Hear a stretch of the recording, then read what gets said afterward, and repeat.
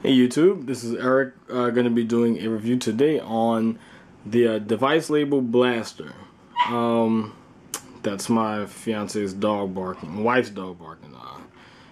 Don't even get me started on that. Anyway, yeah, this is device label Blaster.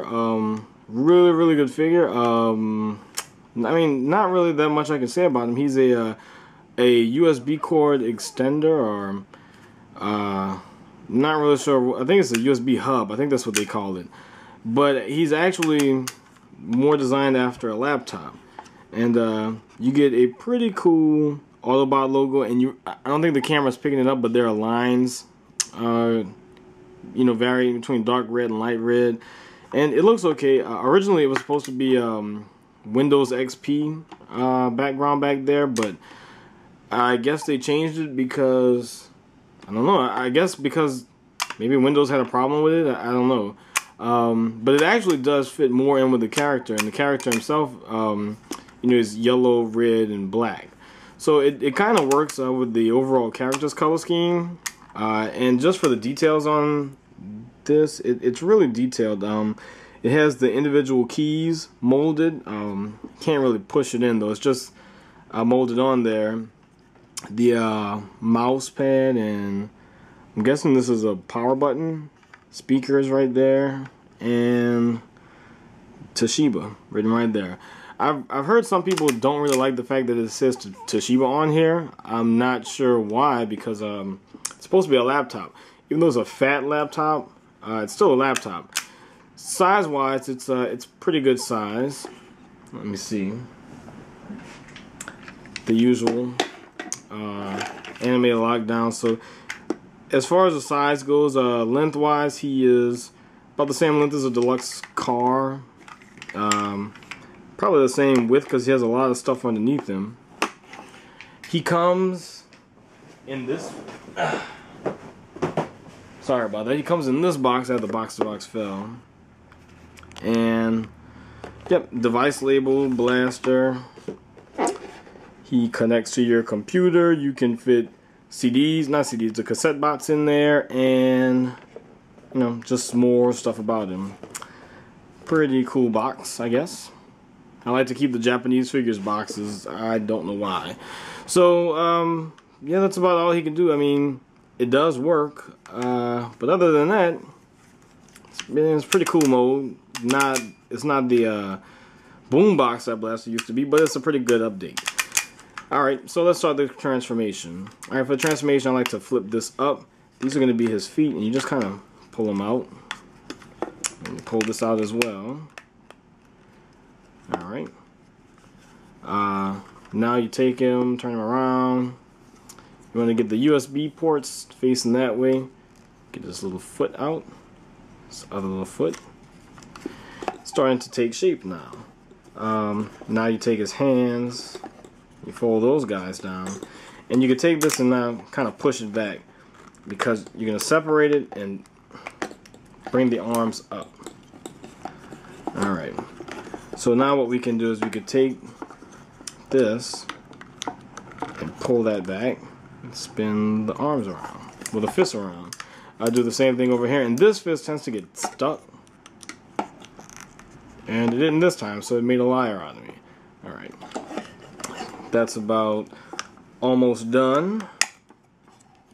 Pull it forward, flip it up, close it, and now we have Blaster. Let me fix the camera. It's gonna bug me. Alright, and now we have device label Blaster.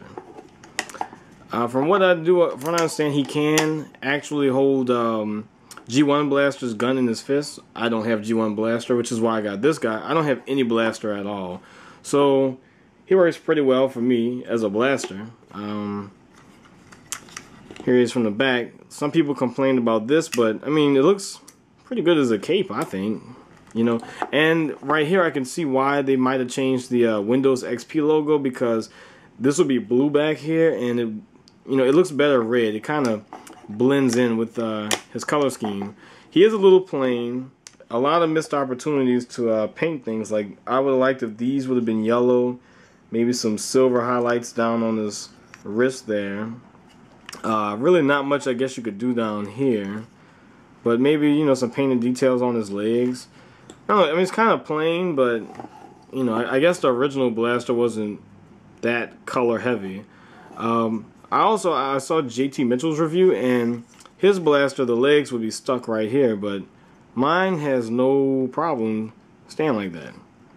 I guess maybe it might be a quality control issue with his, but mine, you know, even with the wiring, and you can kind of see the wiring in here. Thought I saw some, but you know, even with that, mine has no problems with the legs at all. This does open. It doesn't eject, unfortunately, and I don't have any G1 cassette bots, but I do have the Classics Ravage, and he'll fit pretty snug in there. All right, this one's finicky. Let me see. And you know what? I got it to fit in there earlier today. Let's try it this way. Damn it, Ravage. There it is. All right. I guess, you know, I'm not sure. I don't have any G1 cassette bots. But I know this Ravage does have trouble fitting in my G1 Soundwave too, so you just kind of got to get him in there. This figure, as far as size comparisons go, he is not, I don't think he's Deluxe class. I'd say he's in between Voyager and Deluxe, and here he is with War for Cybertron Megatron, and you can see he's taller than him.